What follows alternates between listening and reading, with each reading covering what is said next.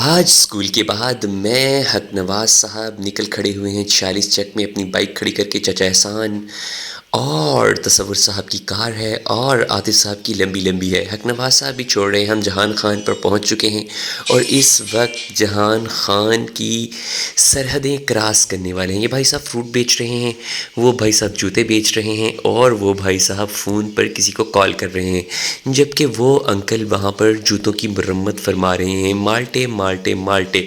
تو چلیے جہان خان کی سرحدوں سے نکل کر ہم دوبارہ سے جا رہے ہیں پیٹرول پمپ کی طرف, تاکہ سر کی گاڑی کے اندر نہیں بلکہ سر کی گاڑی کو آئل کھلا سکیں. اور اس کے بعد ہم نکل چکے ہیں ایک انجان رستے کی طرف, جہان خان سے ہوتے ہوتے سرائے مہاجر کی طرف.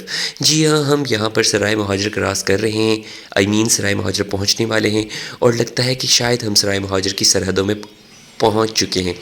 ہم سرائے مہاجر میں پہنچ چکے ہیں. یہ لیجئے علی موٹرز. اور اب ہم سرائے مہاجر پر سر کی گاڑی کے ٹائر کے اندر کا ٹائر رکھیں گے اور یہ ہے سرائے مہاجر, جی ہے, جسے سرائے کرشنا بھی کہا جاتا ہے. اور اب ہم یہاں سے نکل جائیں گے بہت جلدی. سامنے کیسر بھائی کی دکان ہے اور اب ہم کیسر بھائی سے لیں گے گاڑی کا ٹائر. وہ گاڑی کا ٹائر لے کے آ چکے ہیں. تصور صاحب نے اپنی گاڑی کی ڈگی کھولی ہے اور وہاں پر شان بے نیازی سے ٹائر رکھ دیا ہے. عاطف صاحب کو ملے ہیں ان کے بچپن کے دوست نیازی صاحب. اور اب ہم کیسر بھائی کی زمان موٹرز جو ہے وہ دیکھنے کے لیے رواں دواں ہیں. جی ہاں, یہاں پر ان کی موٹر سائیکلوں کی دکان نہیں بلکہ شو روم ہے, جہاں سے آپ خرید سکتے ہیں نئی پرانی اور پرانی سے بھی پرانی موٹرز. جی ہاں, یہ کیسر بھائی ہیں اور وہ دکھا رہے ہیں زمان موٹرز. اب ہم یہاں سے نکل کھڑے ہوئے ہیں. ایم روڈ سے ہم نکلتے جا رہے ہیں اور انجان رستے جو بل کھاتے نہیں ہیں بلکہ سیدھے سادے رستے ہیں, وہاں سے ہم نے سفر کا آغاز کر دیا ہے. لیجئے سامنے کوئی پیٹرول پمپ ہے اور یہ ہے ایم روڈ. اور واو, ہم پہنچ چکے ہیں خانسر پر اور یہ ہے خانسر کی پہچان. جی ہاں, تھل کا شہزادہ, تھل کا جہاز, اونٹ. جی ہاں, یہ خانسر چوک کے چوک پر لگا ہوا ہے, لیکن ہم نے اس کو خاطر خواہ نہیں لیا اور ایک انجان پرخطر اور عجیب و غریب رستوں سے ہوتے ہوتے ہوتے ہوتے نکل کھڑے ہوئے ہیں. شاید آج کے دن ہم پہنچ پائیں تھل کی سرحدوں میں. جی ہاں, یہ ہے خوبصورت تھل, جہاں پر اس وقت ریگستان کے اندر ہے گلستان اور ہر طرف ہے سبزہ ہی سبزہ, کیونکہ موسم بہار کی آمد آنے سے پہلے چنے اور گندم کے جو کھیت ہیں وہ ہمیں نظر آ رہے ہیں. کہیں سفیدے کے درخت ہیں تو کہیں پر ہے کیا کچھ. ہم یہاں سے نکل کھڑے ہوئے ہیں اور چلتے چلتے چلتے انجان رستوں پر چل پڑے ہیں. لیجئے, سر کی ڈگی ایک دفعہ پھر سے کھل گئی تھی جس کو کرنا پڑا بند, اور اب ہم نکل کھڑے ہوئے ہیں ان رستوں کی طرف. جی ہاں, ہم نے جانا ہے گل جہان صاحب کی فاتحہ خوانی پر. ہم نکل تو یہاں سے گئے ہیں, لیکن گل جہان صاحب کی فاتحہ خوانی کا آغاز ہوا تو سب نے کہا کہ آئیں گے, محسن صاحب کیری لائیں گے اور پھر ہم جائیں گے. لیکن پھر محسن صاحب کا ارادہ ہوا منقطع. انہوں نے کہا کہ آپ نے مجھے بتایا نہیں پہلے, حالانکہ بتایا ہوا تھا 2 دن پہلے. لیکن پھر اس کے بعد ایک سے ایک وکٹ گرتی چلی گئی. ہم میں سے سب سے پہلے امیر صاحب نکلے اور امیر صاحب کے بعد غریب صاحب نکلے. اس کے بعد شفیق صاحب کو اپنا کام یاد آیا تو مجید صاحب کو ان کا کام. اب ہم لگتا ہے پہنچ چکے ہیں گوہر والا کی طرف یا گوہر نایاب کی طرف. یہ ہے شاید گوہر والا اور اب ہم پہنچ چکے ہیں گوہر والا. یہاں پر کوئی بھی گوہر نظر نہیں آ رہا. مجھے لگتا ہے یہاں سے ایک روڈ جعفر والا کی طرف مڑتا ہے اور وہ بھی شاید ہم پیچھے چھوڑ چکے ہیں. یہاں پر ہم نے تھل کا جو اونٹ تھا اس کو ہم نے لیا تو تصور صاحب نے کہا کہ کیوں نہ ان کے ساتھ ہو جائے ایک تصویر, تو ہم نے اونٹ کے ساتھ بنائی ایک تصویر اور پھر ہم یہاں سے نکل کھڑے ہوئے. انجان رستوں سے نکلتے ہیں تو یہ ہے گوہر والا, یعنی کہ گوہرے والا یا گوہر نیاب یا گوہر والا جس کو کہا جاتا ہے. سامنے اس کا ٹاور ہے جو سر کو 6 میل دور سے ہی نظر آ گیا تھا. ہم یہاں کی سرحدیں کراس کرتے کرتے کپاہی کی طرف چل پڑے ہیں. اب ہم کپاہی کی طرف رواں دواں ہیں. جی ہاں, کپاہی جہاں پر گل جہان صاحب کا آبائی گاؤں ہے. لیجئے, ہم پہنچنے ہی والے ہیں. کپاہی کے آس پاس ایسا پرخطر ریگستان جو کبھی کسی سے نے نہ دیکھا ہوگا, وہاں پر ہم پہنچ چکے ہیں. یہ تھل کا کپاہی ہے اور یہاں ہر طرف ریگستان ہے، سوکھے سڑے درخت ہمارا سواگت کر رہے ہیں جن کے اوپر صرف کانٹے ہیں۔ جی ہاں، یہاں پر شاید کانٹے دار لوگ نہیں رہتے، لیکن کانٹے دار درخت ہیں، تو اس صحرا میں رہ کے وہ بھی شاید ایسے ہی ہو چکے ہوں گے۔ تو ہم یہاں سے چلتے چلتے انجان پرخطر چھوٹے بڑے روڈ سے اوپر پرپیچ بل کھاتے رستوں سے ہوتے ہوتے لگتا ہے ہم پہنچ چکے ہیں۔ جی ہاں، یہ کوئی آس پاس ہے۔ یہاں سے ہم نے 2-4 افراد سے پوچھا ہے پتہ کہ شاید ہم پہنچ پائیں کپاہی، لیکن ہمیں نہیں ملا کپاہی اور نہ ہی ملا سپاہی، کیونکہ سپاہی فوت ہو گیا ہے۔ یہ ہے یہاں کا عباس چوک۔ تو پوچھتے ہیں رستہ۔ سیدھا روڈ نکلدا پہ نواں روڈ ہے اوتے وڑ کے شہر دے باہر جڑے ویسو نا اس ہاتھ ایک نویاں جائیں پہ کھڑیا تھا وہ گھر انہاں دا رنگ تھی رتے رنگ دا ٹھیک رتا رنگ تھی ٹھیک ہے مہربانی۔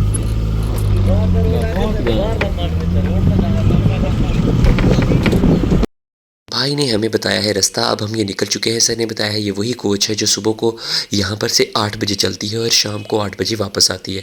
تو ہم ان پرخطر پرپیچ رستوں سے نکلتے نکلتے نکلتے نکلتے نکلتے نکلتے ایک انجانا جنگل جہاں پر کوئی خطرناک چیزیں بھی ہو سکتی تھی، لیکن ہم یہاں سے نکل کھڑے ہوئے تھے کیونکہ آج کا سفر ہم نے گل جہان صاحب کے نام کیا تھا تاکہ گل جہان صاحب کے بھانجے کی فوتگی کا افسوس کر سکیں۔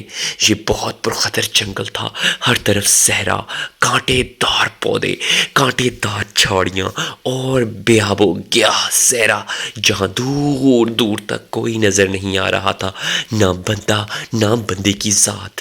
لیکن یہاں پر رہتے ہیں ہمارے گل جہان صاحب نہیں بلکہ صاحب۔ یہاں پر سانپوں کا علاقہ ہوگا۔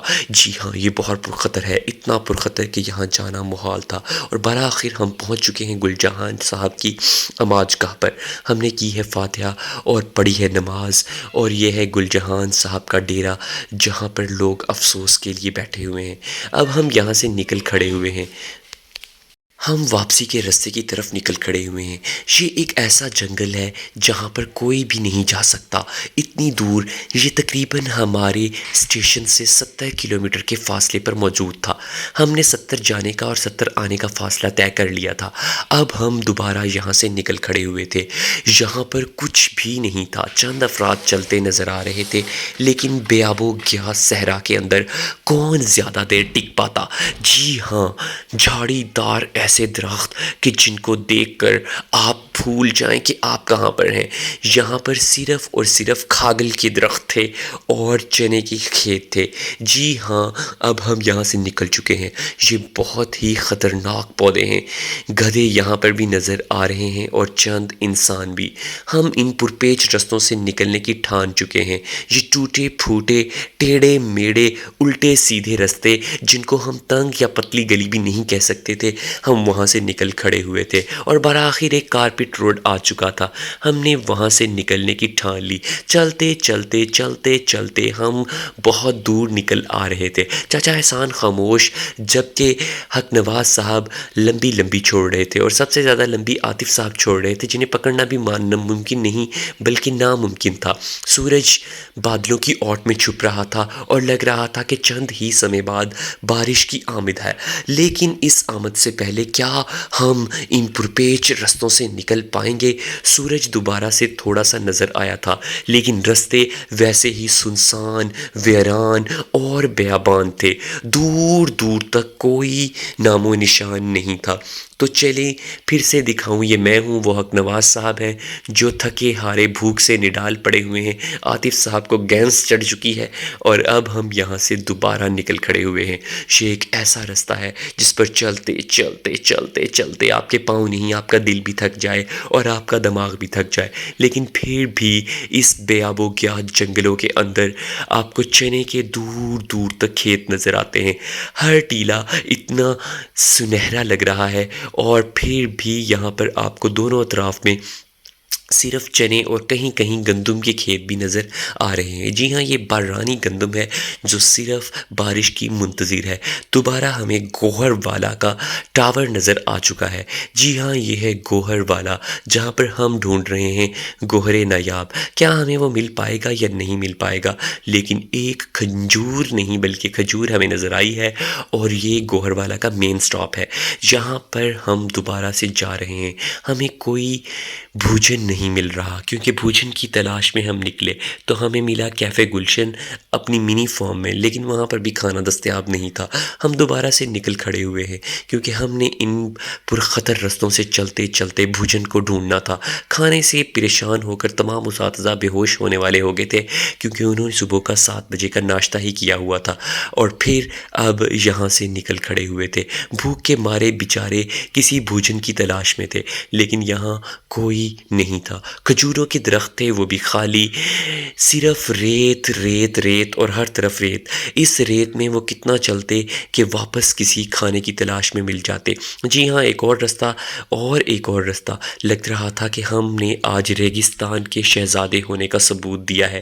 ہر طرف بیابان جنگل تھا، لیکن کہیں کہیں ہریالی نظر آ رہی تھی۔ جی ہاں، یہ ہریالی کہیں پیلے پن میں شمار ہو رہی تھی کیونکہ جہاں جہاں لگے ہوئے تھے براسیکا کمپیسٹرس۔ جی ہاں، لگتا ہے ہم کہیں اور پہنچ چکے ہیں۔ جعفر والا اور خانسر کی سرحدوں کو ہم کراس کرنے والے ہیں، لیکن یہ دوبارہ سے وہی اونٹ آ چکا ہے جو ہے خانسر چوک کے اوپر۔ لگتا ہے ہم خانسر چوک پر دوبارہ سے پہنچ چکے ہیں اور چند کلومیٹر کے فاصلے پر سرائے مہاجر ہوگا۔ ہم سرائے مہاجر پہنچ کر ہی اپنا بھوجن ڈھونڈ پائیں گے۔